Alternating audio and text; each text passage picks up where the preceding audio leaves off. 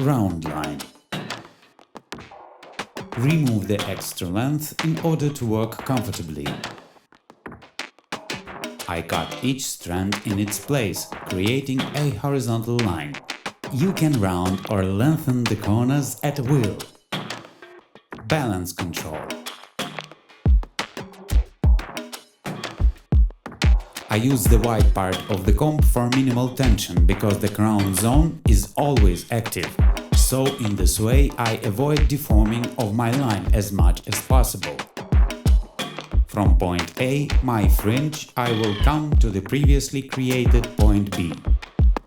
After drying, straighten them by brushing using natural bristles to have hair as smooth and straight as possible.